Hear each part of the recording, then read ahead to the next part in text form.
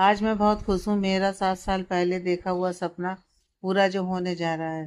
विराट सचमुच मुझसे बहुत प्यार करता है।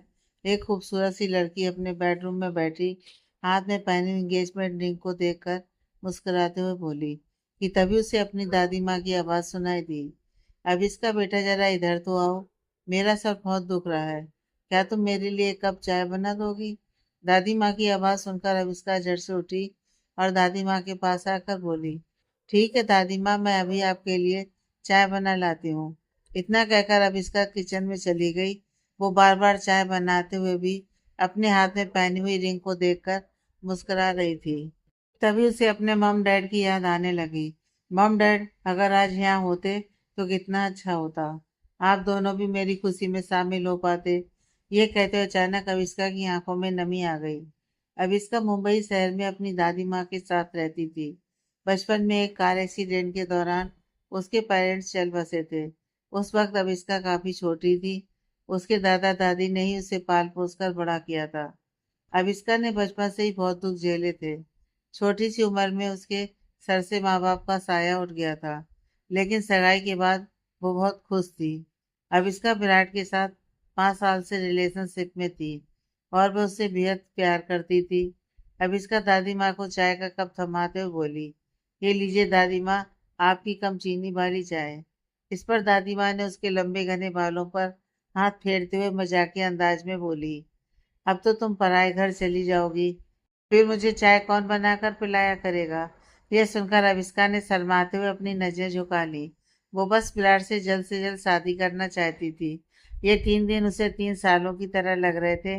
अविष्का एक्साइटेड होकर बोली, दादी माँ, आपको पता है मैंने भी विराट के लिए एक सरप्राइज प्लान किया है। मैं आज शाम उसके घर जाकर उसे सरप्राइज दूंगी। दादी माँ ने कहा, मैं तुम्हारे लिए बहुत खुश हूँ। विराट एक अच्छा लड़का है, वरना आजकल के बच्चों को न जाने क्या हो गया है। विराट बाकी लोगों जैसा नहीं है। तुम शादी के बाद उसके साथ बहुत खुश रहोगी। विराट की तारीफ सुनकर अविष्का को बहुत अच्छा लग रहा था।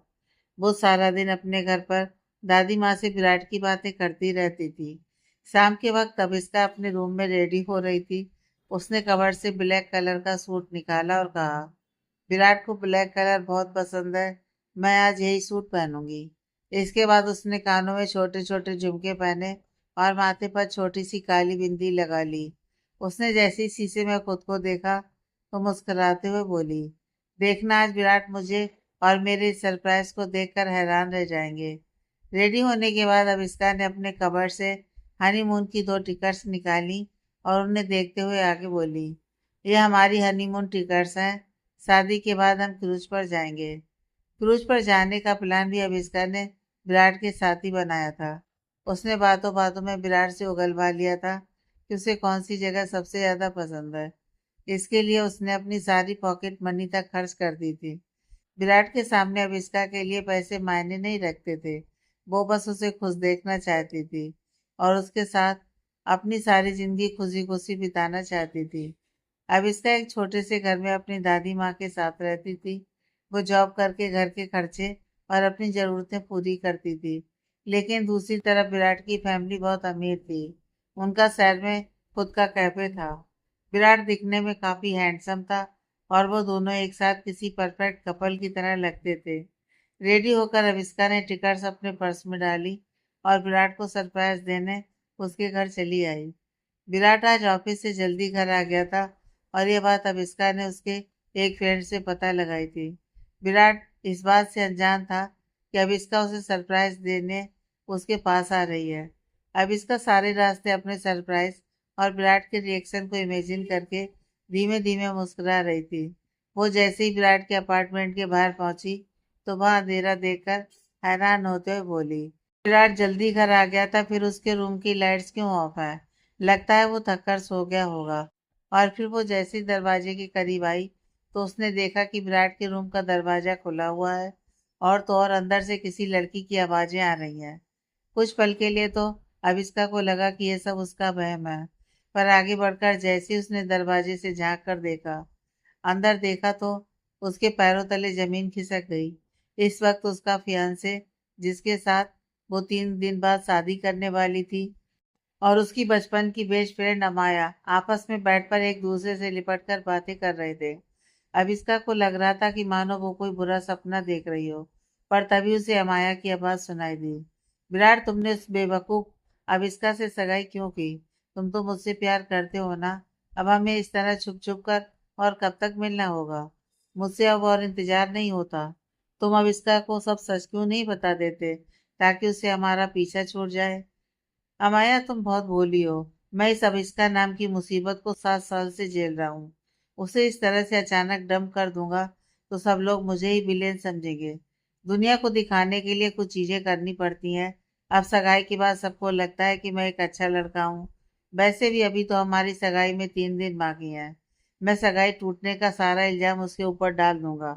तुम्हें तो पता ही है मैं अपनी इमेज को लेकर कितना कॉन्शियस हूँ। अगर मैं चाहता तो कब का उस बेवकूफ को छोड़ सकता था, पर ऐसा करने में मुझे कोई मजा नहीं आएगा। अब तुम देखना उस अभिष्का की शादी के सपने को मैं किस तरह मिट्टी में मिलाता हूँ। उसके सर से शादी का भूत ही उतर जाएगा।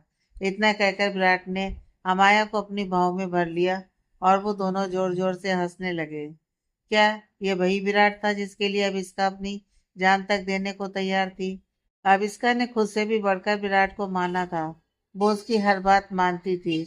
उसने आज तक कभी विराट पर शक नहीं किया, लेकिन अब धीरे धीरे उसे सब समझ आने लगा था। वो इतनी बेवकूफ कैसे हो सकती है, जो विराट जैसे लड़के की बातों में आ गई। विराट 7 साल से उसे बेवकूफ बना रहा था, लेकिन आविष्का ने एक बार भी उस पर शक नहीं किया था। वो उसके प्यार में अंधी हो चुकी थी। आज अपने होने वाले पति को अपनी बेस्ट फ्रेंड के साथ बिस्तर पर देखकर उसके रेंगटे खड़े हो गए थे। अविष्का की आंखों के सामने अब धीरे धीरे अंधेरा छाने लगा था। उसने जैसे तैसे खुद को संभाला, पर इस दौरान उसके हाथ से फोन फिसलकर जमीन पर गिर गया। वो आवाज सुनकर विराट और रमाया हड़बड़ाते हुए एक दूसरे से दूर हो गए। कौन है वहां? विराट ने इतना कहकर जैसे ही लाइट्स ऑन की तो उसके चेहरे की हवाइयां उड़ गईं। सामने खड़े उस शख्स को देखकर विराट और अमाया दोनों की जैसे बोलती बंद हो गई। लेकिन विराट ने किसी तरह बोलने की कोशिश की। अविष्का, तुम यहाँ क्या कर रही हो? देखो अविष्का, जैसा तुम सोच रही हो वैसा कुछ नहीं है। मैं तो बस। इससे आगे की विराट कुछ कह पाता, अविष्का ने उसके गाल पर एक जोरदार थप्पड़ जड़ दिया। इस थप्पड़ का शोर पूरे रूम में गूंज रहा था। विराट ने हैरान होते हुए अपने गाल पर हाथ रख लिया और अविष्का की तरफ देखने लगा। उसने आज से पहले कभी अविष्का का यह रूप नहीं देखा था।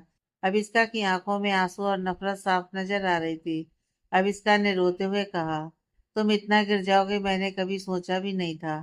तुम इतने सालों से मेरी पीठ पीछे मेरी बेस्ट फ्रेंड के साथ हमारे बिस्तर पर सोते रहे और मुझे उस बात की भनक तक नहीं लगी। और अमाया, तुम तो मुझे बचपन से जानती हो। तुमने ही तो मुझे विराट से मिलवाया था। फिर मेरे साथ ही ये सब क्यों? तुम दोनों ने मेरे सारे सपने तोड़ दिए और मेरा भरोसा भी। अब इसका भागते हुई वहां से बाहर आ गई। उसके आंसू रुकने का नाम नहीं ले रहे थे। अविष्का के दिमाग में इस वक्त बहुत सी बातें घूम रही थी। वो बिना कुछ सोचे समझे सड़क के किनारे भागने लगी। भागते हुए वो बस एक ही बात कह रही थी, विराट, तुमने मेरे साथ ऐसा क्यों किया? तुमने मुझे धोखा क्यों दिया? मैं तुमसे बहुत प्यार करती थी। तुमने मेरे सारे सपने तोड़ दिए। मैंने हमारी सगाई और शादी की तैयारियों में अपनी सारी सेविंग्स लगा दी। बचे हुए पैसों से मैंने हमारे लिए हनीमून टिकट्स खरीद ली। लेकिन तुमने और मेरी सबसे खास दोस्त ने मिलकर मुझे इतना बड़ा धोखा दिया। उसे इस वक्त कुछ समझ में नहीं आ रहा था। अब इसका के लिए उसकी पूरी दुनिया एक पल में ही खत्म हो चुकी थी। वो बस बिना इधर उधर देखे सड़क पर भागती जा रही थी। वहां चारों तरफ गाड़ियों के हॉर्न की आवाजें सुनाई देने लगी कि तभी अचानक एक गाड़ी वाला चिल्लाते हुए बोला, तुम अंधी हो क्या? अगर मरने का इतना ही शौक है तो कहीं और जाकर मरो।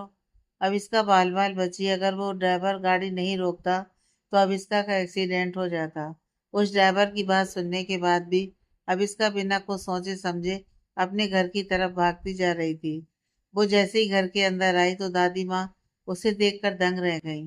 अब इसका तुम वापस आ गई, और तुम रो क्यों रही हो? सब ठीक तो है ना? अब इसका की ऐसी हालत देखकर दादी माँ को उसकी फिक्र होने लगी थी। लेकिन अब इसका इस वक्त किसी से बात करने की हालत में नहीं थी। वो रोते बिलखते हुए अपने रूम में आ गई और उसने खुद को अंदर बंद कर लिया।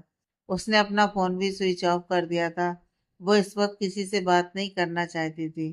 कुछ देर पहले जो लड़की खुशी से फूली नहीं समा रही थी, जिसकी आंखों में हजारों सपने थे, उसकी आंखों में अब आंसुओं के सिवा कुछ नहीं था। अब इसका पूरी तरह से टूट चुकी थी। मम डैड, आप भी मुझे बचपन में ही छोड़कर चले गए। मुझसे कोई प्यार नहीं करता। अगर दादा दादी नहीं होते तो ना जाने मेरा क्या होता। मेरी इकलौती दोस्त ने भी मेरे साथ इतना बड़ा धोखा किया है। मैं अब और ये सब सहन नहीं कर सकती। भगवान, क्या आपको मुझ पर जरा सा भी तरस नहीं आया? आपने मेरी जिंदगी में इतने दुख क्यों लिखे? मैं अब और जीना नहीं चाहती। मुझे इस बुरी दुनिया में नहीं रहना।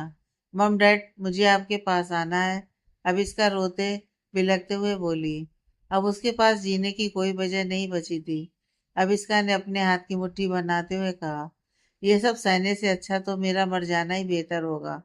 इतना कहकर अविष्का ने अपनी जिंदगी खत्म करने का डिसीजन ले लिया।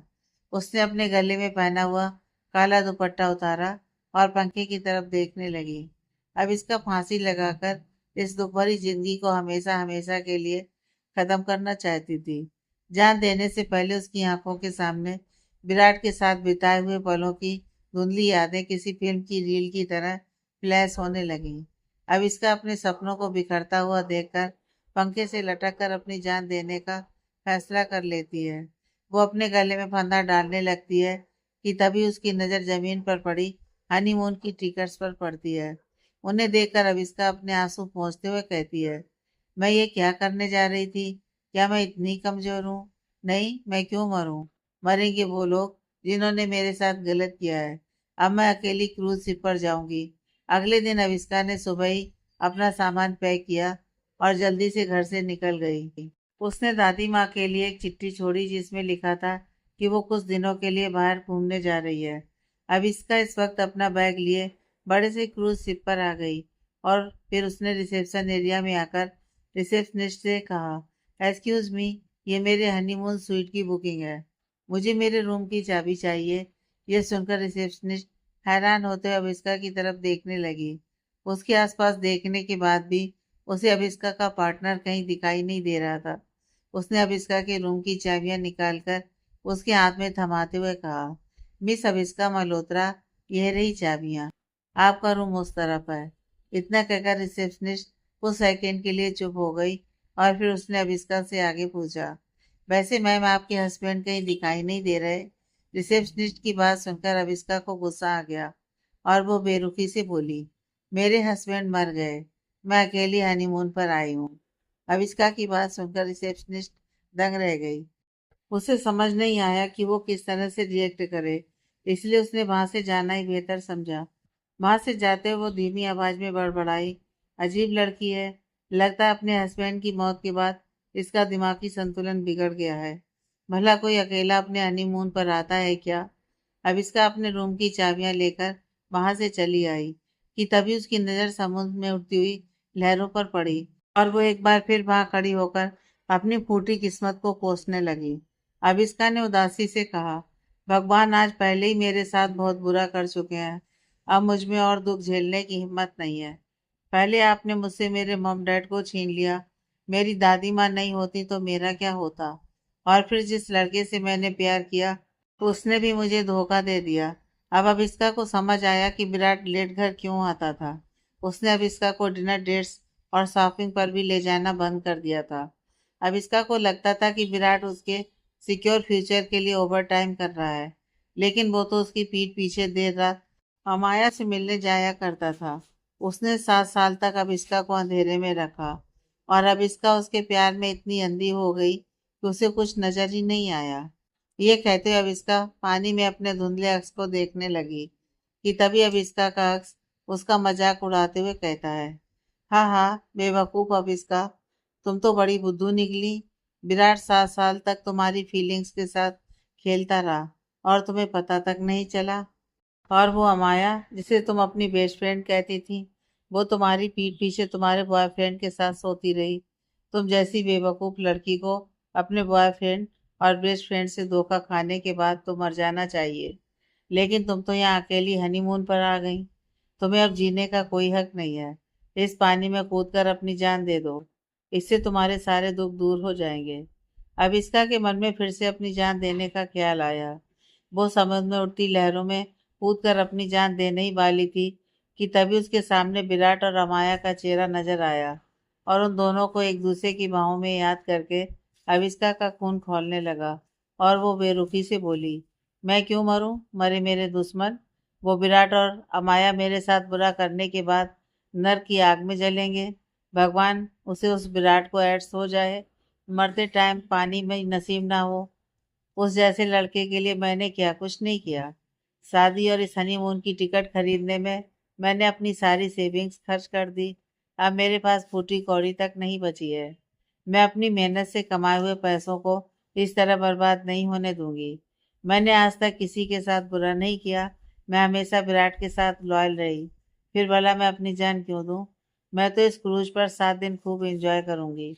ये सब कहते हुए अभिष्का ने अपने हाथों की मुट्ठी बना ली कि तभी अचानक उसके फोन पर एक नोटिफिकेशन आई।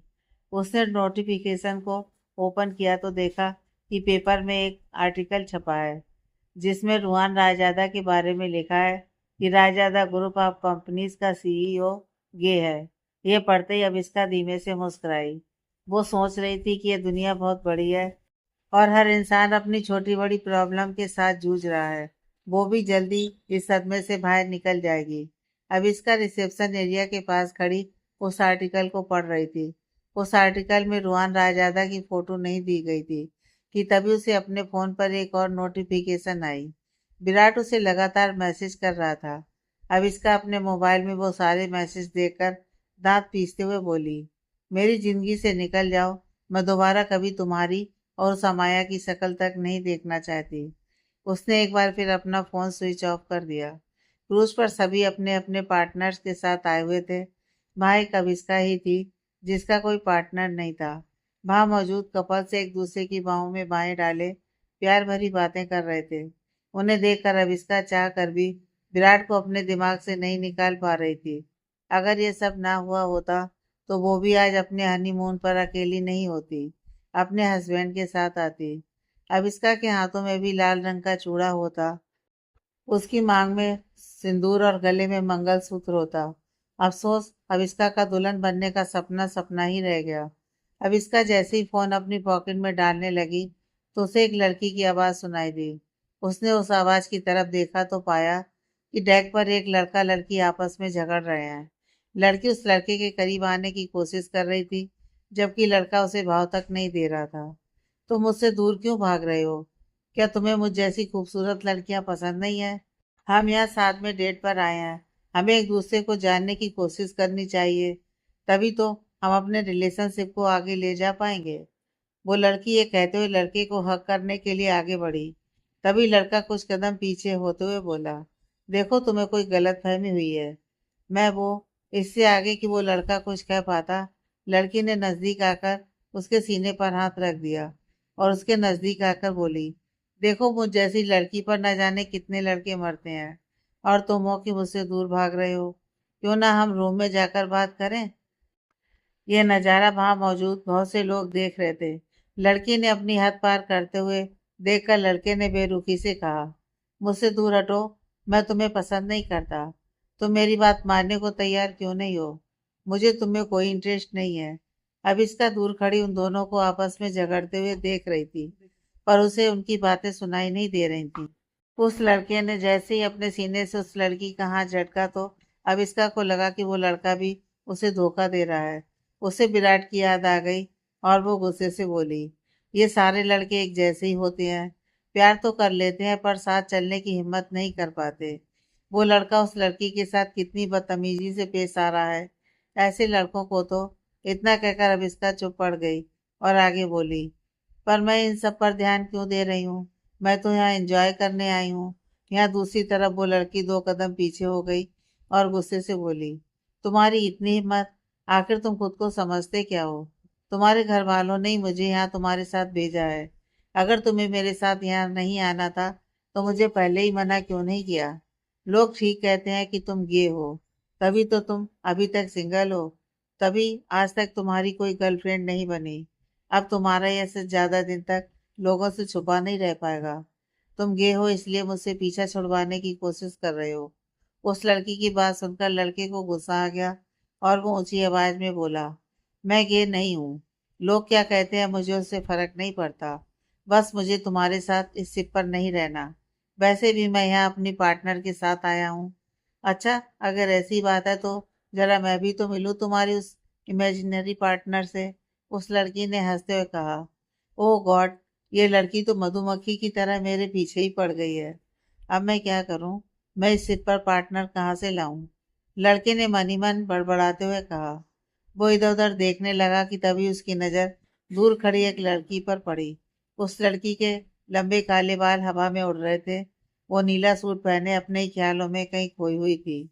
उसकी खूबसूरती को देखकर वो लड़का अपनी जगह पर ही खड़ा रह गया और फिर अचानक उसकी तरफ इशारा करते हुए बोला, वो रही मेरी गर्लफ्रेंड। अविष्का ने देखा कि वो अनजान लड़का उसकी तरफ इशारा कर रहा है और वो अपने आसपास देखने लगी, लेकिन इस वक्त उसके आसपास कोई नहीं था। लड़के की बात सुनकर लड़की ने कहा, वो बहन जी, तुम्हारी गर्लफ्रेंड है? मुझे तुम्हारी बात पर यकीन नहीं है। अगर ये सच है तो मुझे प्रूफ चाहिए। कैसा प्रूफ? मैं कह रहा हूं ना कि वो मेरी गर्लफ्रेंड है। लड़के ने हड़बड़ाते हुए कहा, अगर वो लड़की सचमुच में तुम्हारी गर्लफ्रेंड है तो जाओ जाकर उसे किस करो। उस लड़की की बात सुनकर लड़के के चेहरे की हवाइयां उड़ गईं।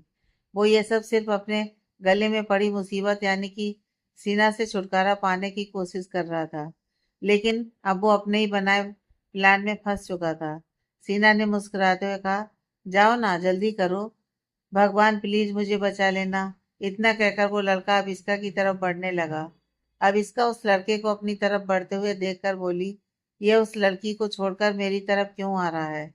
इस लड़के ने अचानक अब इसका के करीब आकर उसकी कमर पर हाथ रख लिया और उसे अपनी तरफ खींचते हुए किस करने लगा। इससे पहले कि अब इसका रिएक्ट कर पाती, वो एक अनजान लड़के की बाहों में थी। उसे समझ ही नहीं आ रहा था कि आखिर उसके साथ ये सब हो क्या रहा है। आज उसका क्रूज शिप पर पहला दिन था। उसने उस लड़के की बाजू पर चोटी काटी और खुद से दूर करने की कोशिश करने लगी, लेकिन उस लड़के ने इसे और कसकर पकड़ लिया और धीमी आवाज में कहा, प्लीज कुछ मत करना। और फिर वो ऊंची आवाज में बोला, डार्लिंग अब मान भी जाओ ना, अब से मैं सारा वक्त तुम्हारे साथ ही रहूंगा। चलो कहीं अकेले चलकर बैठते हैं। यहाँ सीना ये सब देखकर अंदर ही अंदर उस लड़के को कोसते हुए बोली, तुम्हें तो मैं, सीना सर के नामी बिजनेसमैन की बेटी थी। वो यहाँ उस हैंडसम लड़के के साथ डेट पर आई थी, पर उस लड़के को किसी और लड़की के साथ देखकर उसका गुस्सा सातवें आसमान पर पहुंच गया। यहाँ वो लड़का अब इसका को खींचकर वहां से अपने साथ ले जाने लगा। वो लड़का अब इसका का हाथ पकड़कर उसे वहां से अपने साथ ले जा रहा था। ये तुम क्या कर रहे हो? मेरा हाथ छोड़ो, अब इसका ने गुस्से से कहा। उसे उस लड़के पर बहुत गुस्सा आ रहा था। वो लड़का धीमी आवाज में बोला, प्लीज चिल्लाओ मत, मैं तुम्हें सब समझा दूंगा, बस मेरे साथ चलो। लड़के ने ऊंची आवाज में आगे कहा, हाँ हाँ डार्लिंग, मुझे पता है कि तुम भी मुझसे मिलकर बहुत खुश हो। मैं तो बस तुम्हें सरप्राइज देना चाहता था और तुम मुझसे नाराज हो गई। हम कहीं अकेले में चलकर बात करते हैं, यहाँ बहुत लोग हैं। मैं तुम्हारे साथ अकेले वक्त बिताना चाहता हूँ। सीना कुछ दूरी पर खड़ी उसकी बातें सुनकर गुस्से से आग बबूला हो रही थी। सब लोग अविष्का और उस लड़के की तरफ ही देख रहे थे। अविष्का इस वक्त कोई तमाशा नहीं चाहती थी। अविष्का ने गुस्से से कहा, तुम्हें तो मैं। अविष्का उस लड़के के हाथ से अपना हाथ छुड़वाने की बहुत कोशिश कर रही थी, लेकिन वो लड़का दिखने में काफी टॉल और मस्कुलर था। अविष्का चाह कर भी अपना हाथ नहीं छुड़वा पाई।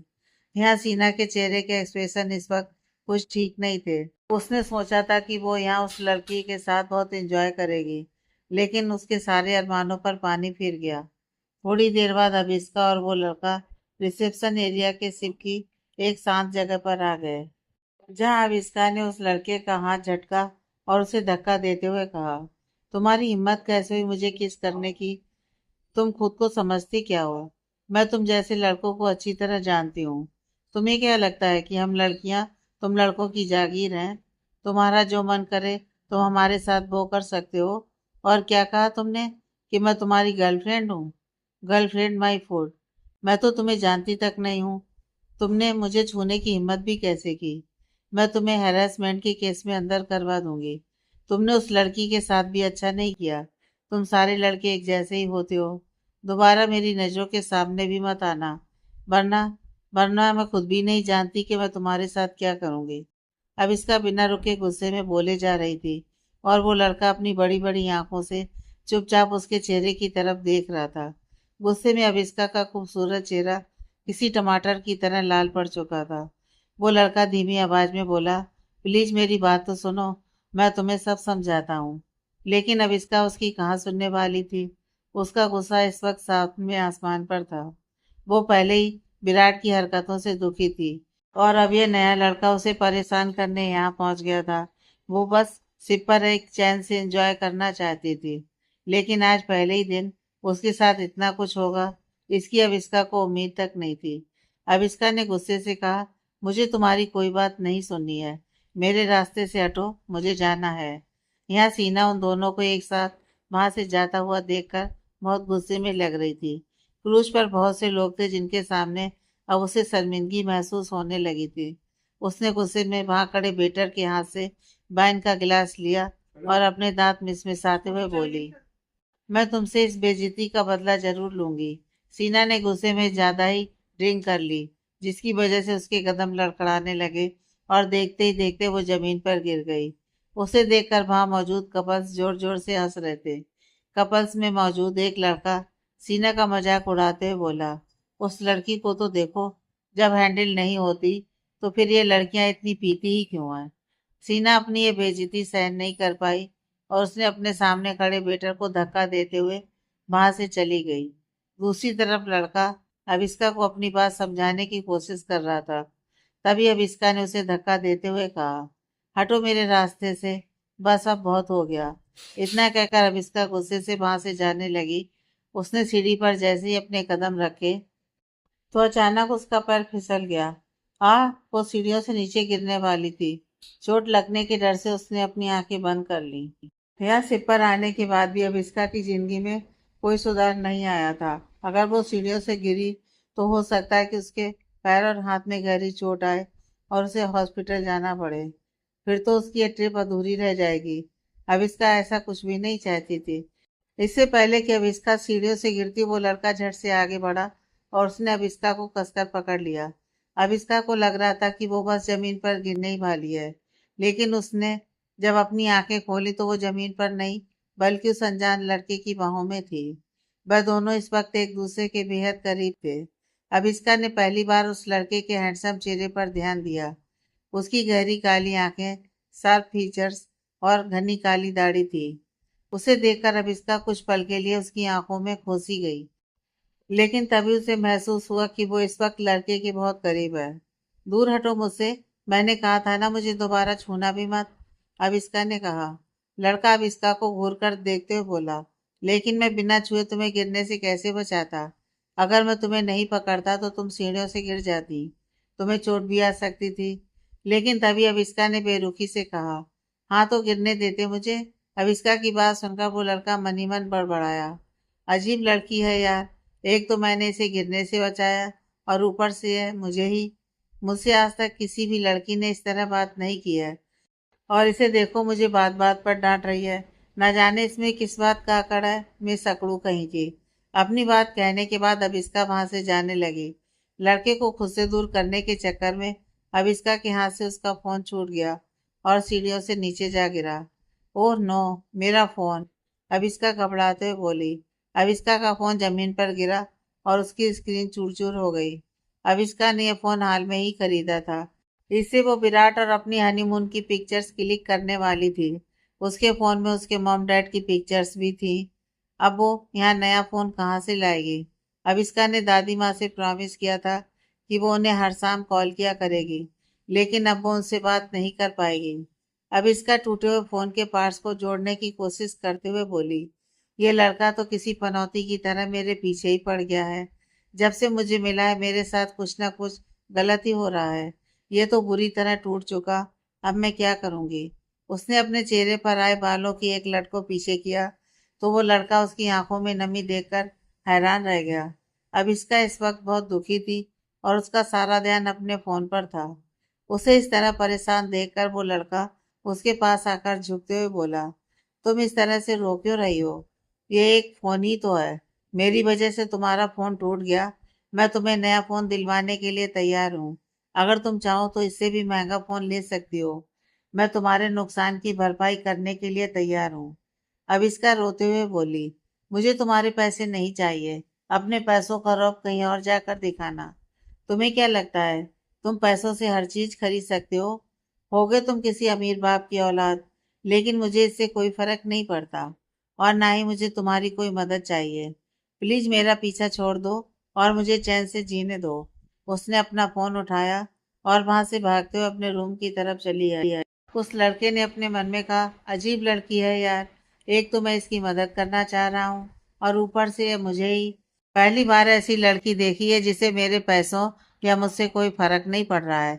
वरना आज तक मैं जिस भी लड़की से मिला हूँ उसे मुझसे ज्यादा मेरे पैसों में इंटरेस्ट है। बेचारी का फोन भी टूट गया। इसे देखकर तो लग रहा है कि यहाँ अकेली आई है। या तो ये मुझे सचमुच नहीं जानती या फिर अनजान बनने का नाटक कर रही है। अगर इसे पता होता कि मैं कौन हूँ, क्या ये तब भी इसी तरह रिएक्ट करती? मुझे इस अकड़ू से माफी तो मांगनी होगी। मुझे इस तरह किसी अनजान लड़की को किस नहीं करना चाहिए था। पर भगवान, मैं अभी क्या करता? मॉम डैड ने मुझे सीना के साथ डेट पर भेज दिया है। न जाने मैं 7 दिन उसे कैसे झेलता। मुझे लगा था मैं बहाना बनाकर उससे पीछा छुड़वा लूंगा। लेकिन मुझे क्या पता था वो मुझसे भी 2 कदम आगे निकलेगी। इतना कहकर वो लड़का वहां से चला गया। अब इसका भी रोती हुई अपने रूम में आई और बेड पर लेट गई। उसका रूम दिखने में बहुत ही सिंपल सा था। वहाँ एक डबल बेड, टेबल, टीवी और छोटा सा बाथरूम था। यह रूम उसे काफी महंगा पड़ा था। वो इससे ज्यादा हाई प्राइस वाला और बड़े रूम का खर्चा नहीं उठा सकती थी। अब इसका रोते बिलखते हुए भगवान से शिकायत करते हुए बोली, मैं भी गिरने से बाल बाल बची। ऊपर से मेरा फोन भी टूट गया। और वो सड़ू आदमी कहीं का, उसकी हिम्मत कैसे हुई मुझे छूने की? भला कोई ऐसे किसी अनजान लड़की को किस करता है? भगवान, यहाँ तो मुझे चैन से जीने दो। इन 7 दिन में मैं कोई ड्रामा नहीं चाहती हूँ। मेरी जिंदगी में पहले ही बहुत उथल पुथल मची हुई है। बस इन 7 दिन वो लड़का मेरे सामने ना आए। इस ट्रिप के बाद मैं घर वापस चली जाऊंगी और फिर वही नॉर्मल लाइफ जीने लगूंगी। अब तो मेरी लाइफ में इस ट्रिप के बाद कोई एक्साइटमेंट नहीं बची है। रोते रोते अब इसका की यहाँ कब लग गई उसे खुद पता ही नहीं चला। वो कुछ सेकंड में ही अपने सपनों की दुनिया में खो गई। अब इसका बेड पर सोई हुई थी। विराट रूम का दरवाजा खोलकर अंदर आया और फिर उसने अंदर से दरवाजा लॉक कर लिया। दरवाजा बंद होने की आवाज सुनकर अविष्का की नींद खुल गई। अविष्का ने कहा, विराट तुम आ गए। मैं कब से तुम्हारा इंतजार कर रही थी। आज भी तुम लेट घर आए हो। तुम्हें ओवर टाइम करने की जरूरत नहीं है। हम दोनों जॉब करके जैसे तैसे गुजारा कर लेंगे। विराट अविष्का के नजदीक आते हुए बोला, अविष्का आज मुझे ऑफिस में बहुत जरूरी काम था, इसलिए मुझे आने में देर हो गई। वह बेड पर बैठ गया और अविष्का के चेहरे पर आए बालों की लटों को उसके कान के पीछे करते हुए आगे बोला, तुम तो जानती हो ना मैं लाइफ में कुछ करना चाहता हूँ। अपने कैफे को ऊंचाइयों तक पहुंचाना चाहता हूँ। इसके लिए मुझे मेहनत तो करनी पड़ेगी। इतना कहकर विराट अविष्का को किस करने के लिए आगे बढ़ा। अविष्का इस वक्त उसकी बाहों में थी। जैसे ही विराट के हाथ अविष्का के कंधे पर पहुंचे तो अचानक अविष्का हड़बड़ाते हुए बेड से उठ गई और इधर उधर देखने लगी। थैंक गॉड ये सपना था। ये विराट तो सपने में भी मेरा पीछा नहीं छोड़ रहा है। मैं इस तरह रूम में अकेली रहूंगी तो मुझे उसका ख्याल सताता रहेगा। मुझे बाहर जाकर लोगों के साथ घुलना मिलना चाहिए, तभी तो मैं एंजॉय कर पाऊंगी। अब इसका इतना बोलकर फ्रेश होने बाथरूम में चली गई। कुछ देर बाद वो लड़का अपने रूम से बाहर आया और डेक के पास आकर खड़ा हो गया। वो इस वक्त समुद्र की लहरों की तरफ देख रहा था कि तभी उस लड़के का फोन बजने लगा। उसने जैसे ही कॉल पे की तो उसे एक रूपदार आवाज सुनाई दी, रुआन ये सब क्या है? तुमने रायजादा खानदान का नाम मिट्टी में मिला दिया है। मीडिया वाले न जाने तुम्हारे बारे में क्या कुछ कह रहे हैं। मैं तो ये सब सुन सुनकर थक चुका हूँ। क्या आर्टिकल में जो लिखा है वो सच है? ये आवाज अधिराज रायजादा की थी। वो लड़का और कोई नहीं बल्कि रायजादा ग्रुप ऑफ कंपनीज का सीईओ रुहान रायजादा था।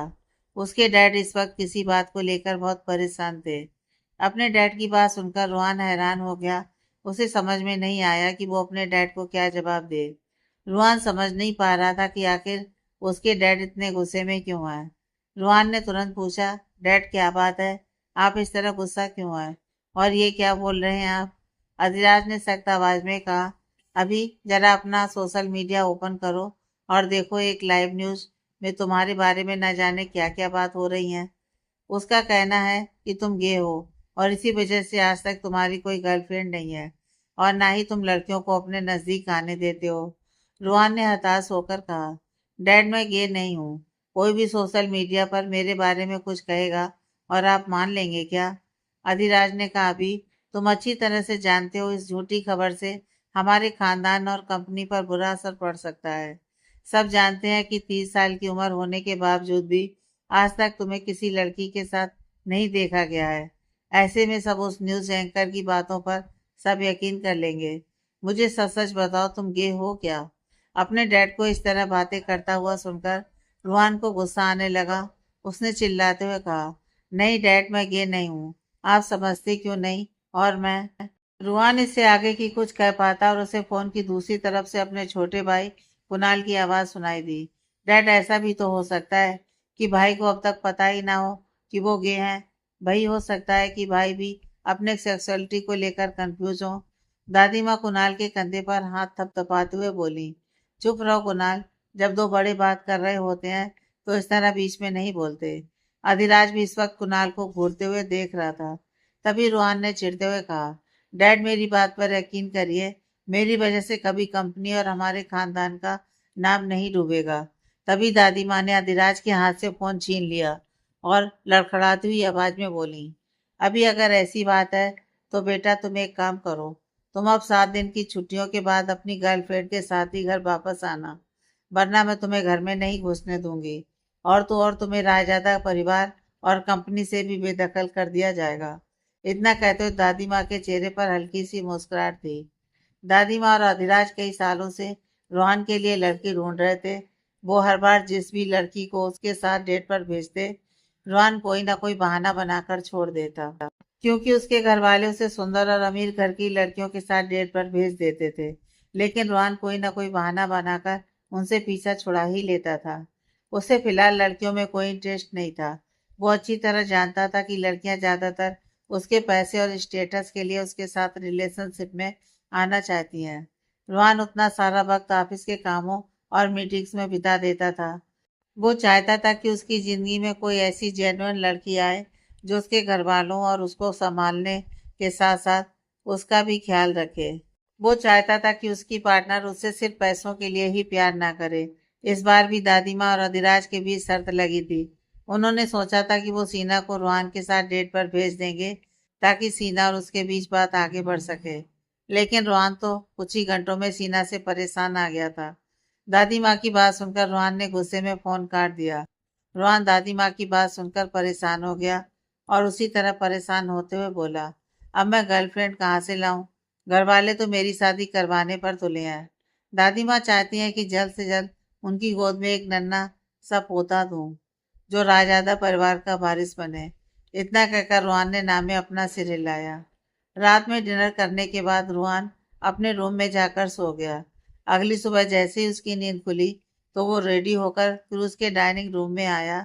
वहाँ बहुत से कपल्स आए हुए थे। वो सब खाना खाते हुए आपस में बातें कर रहे थे। रोहन ने अपने लिए खाली टेबल ढूंढने की बहुत कोशिश की, लेकिन उसे वहां खाली जगह दिखाई नहीं दी। तभी उसकी नजर टेबल पर बैठी अकेली लड़की पर पड़ी। उसे देखते ही रोहन ने कहा, यह तो भाई मिस अकड़ू है।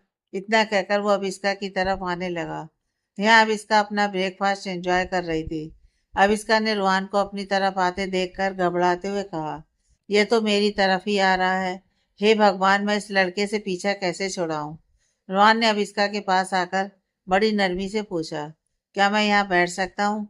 मुझे बहुत भूख लगी है और यहाँ पर कोई टेबल खाली नहीं है। यह सुनकर अविष्का ने ना चाहते हुए भी अपना सिर हाँ में हिला दिया। उसके बाद अविष्का खाना खाने में बिजी हो गई। वो रोहन से कोई बात नहीं करना चाहती थी। जितना ज्यादा हो सके वो उसे इग्नोर कर रही थी। तभी रोहन ने कहा, देखो मिस अकड़ू, मैंने कल जो कुछ भी किया उसके लिए मैं तुमसे माफी मांगना चाहता हूँ। प्लीज मुझे माफ कर दो।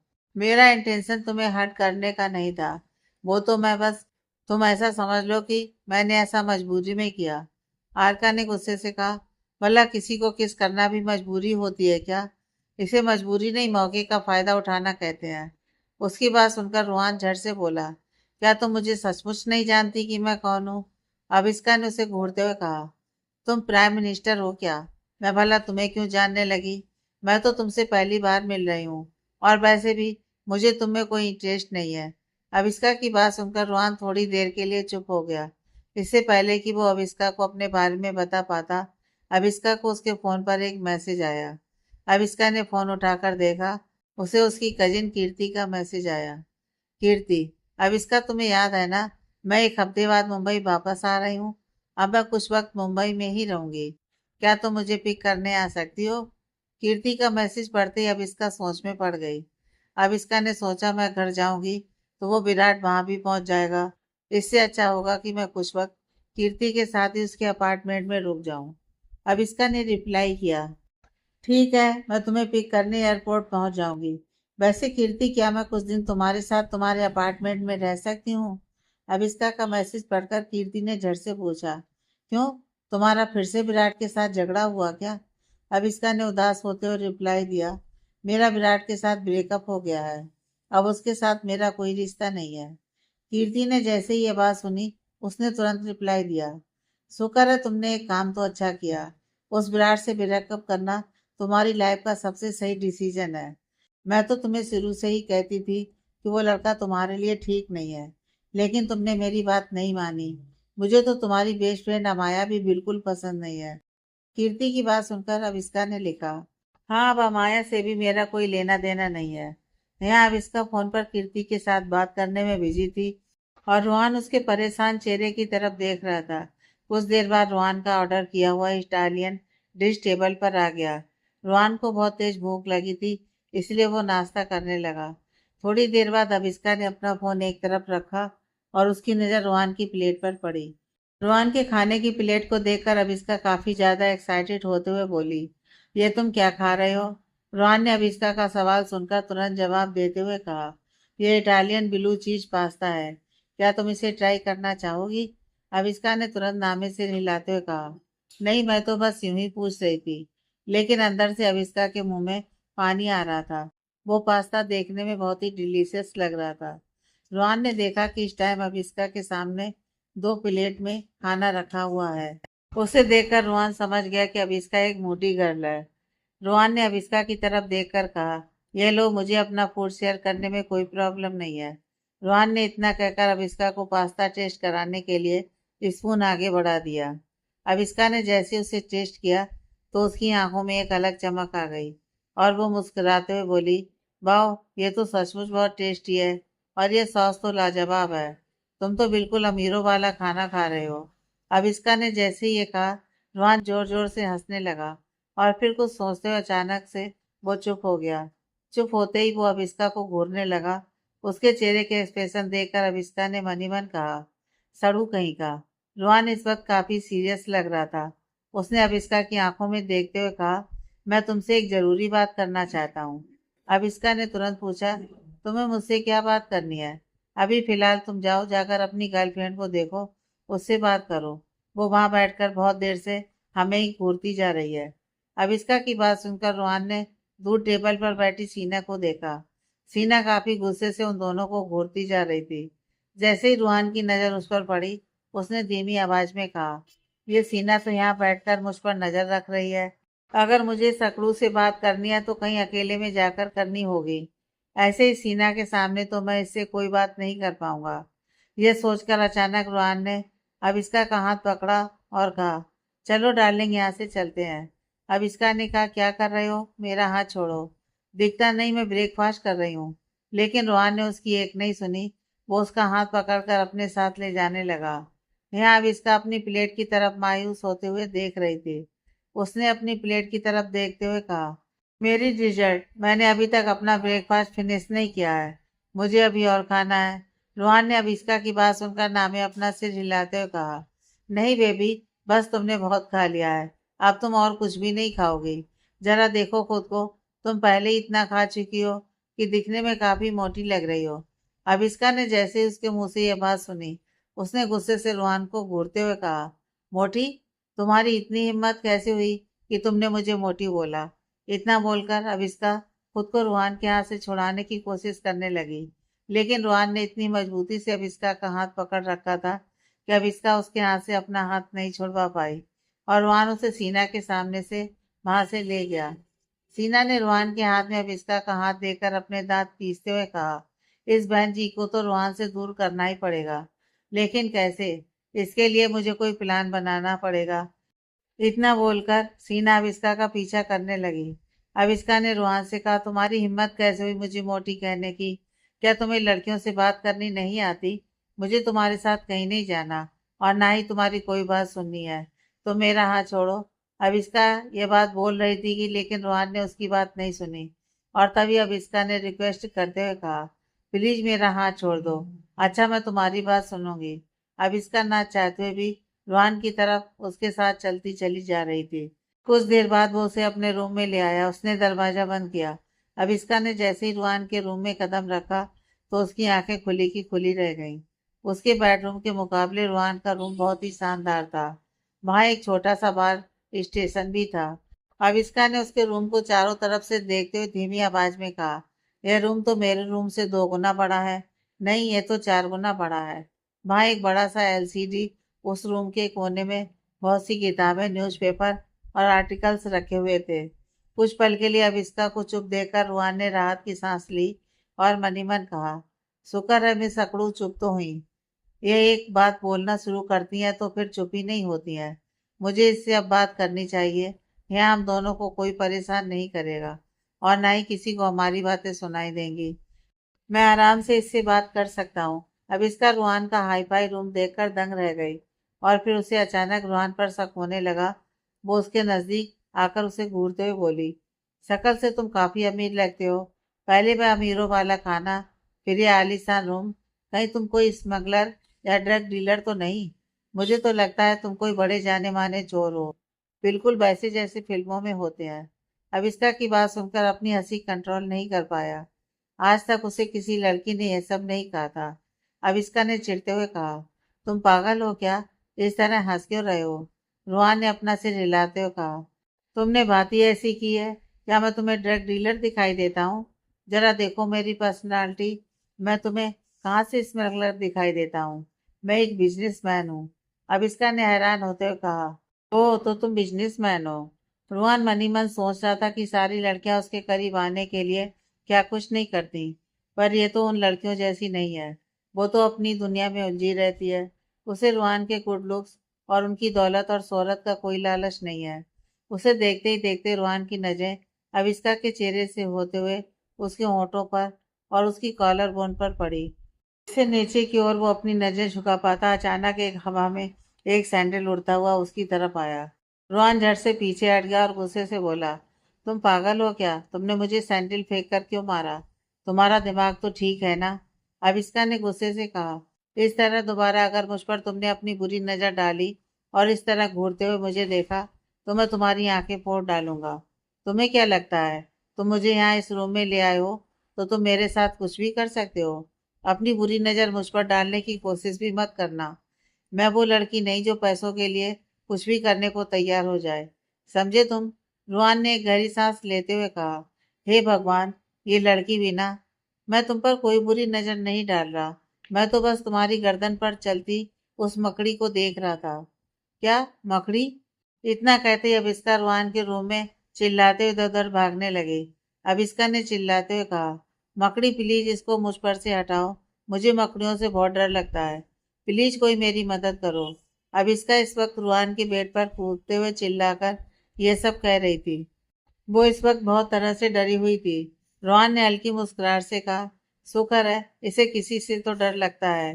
तभी उसने देखा अब इसका हड़बड़ाहट की वजह से बेड से फिसलकर नीचे गिरने वाली है। यहाँ अब इसका कपर बेड शीट में फंसा और वो जैसे ही फिसलकर नीचे गिरने लगी तो रोहन ने उसे अपनी बाहों में थाम लिया। अब इसका इस वक्त डर से कांप रही थी, जिसकी वजह से उसने रोहन को कसकर पकड़ लिया। रोहन ने अब इसका के फेस की तरफ देखते हुए कहा, मिस अकड़ू शांत हो जाओ। वो मकड़ी कब का तुम्हारे पैरों के नीचे आकर मर गई। घबराने वाली कोई बात नहीं है, तुम सेफ हो। वैसे ही दरवाजे के बाहर किसी के गिरने की आवाज सुनाई दी। जैसे ही वह आवाज उन दोनों के कानों में पड़ी, वो दरवाजे की तरफ आए और उन्होंने देखा सीना इस वक्त जमीन पर गिरी पड़ी है।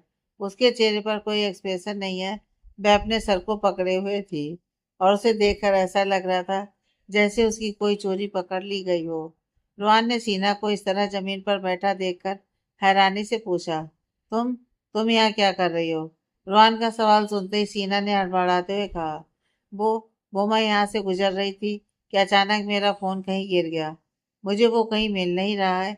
इतना बोलकर सीना जमीन पर हाथ मारते हुए इधर उधर फोन ढूंढने का नाटक करने लगी। वो सीना के पसीने छूटने लगे। वह बस छुपकर रूहान और अविस्का पर नजर रखना चाह रही थी, पर उसे क्या पता था कि जमीन पर गिरने की वजह से रूहान को यह बात पता चल जाएगी कि वह उसके रूम के बाहर ही खड़ी थी। सीना को बहुत शर्मिंदगी महसूस हो रही थी और उसे समझ में नहीं आ रहा था कि वह रूहान से नजरें कैसे मिलाए। सीना की ऐसी हालत देखकर रूहान अपनी हंसी रोक नहीं पाया और उसने हंसते हुए कहा, देखो ना डार्लिंग, हमें रूम में भी प्राइवेसी नहीं मिल रही है। क्यों ना हम अब यहाँ से फ्री होकर सीधे अपने बेडरूम में चलते हैं। शायद वहां पर हमें थोड़ा अकेले टाइम स्पेंड करने को मिल जाए। इतना बोलकर रोहन ने अविस्का की कमर में अपना हाथ डाला और उसे अपने करीब खींच लिया। अविस्का रोहन की बातें सुनकर हैरानी से उसकी तरफ देखने लगी। वह सारी बातें जैसे ही सीना के कानों में पड़ी, उसने कसकर अपनी आंखें बंद कर ली और उसे ऐसा लग रहा था कि वह सारी बातें सीधा उसके दिल में किसी खंजर की तरह लग रही हैं। सीना गुस्से से दांत पीसते हुए खड़ी हुई और उसने अविस्का को घूर कर देखा और अपने पैर पटकते हुए वहां से बाहर की तरफ चली गई। उसके जाते ही अविस्का ने रूहान को धक्का देकर खुद से दूर करते हुए कहा, आखिर तुम मुझसे चाहते क्या हो? साफ साफ बताओ, और तुम्हें मुझसे कौन सी जरूरी बात करनी है? रूहान ने गहरी सांस लेते हुए कहा, स्टॉप इट मिस अकड़ू, मुझे इस तरह धक्का मत दो। यहाँ सोफे पर बैठ जाओ, मैं तुम्हें सब समझाता हूँ।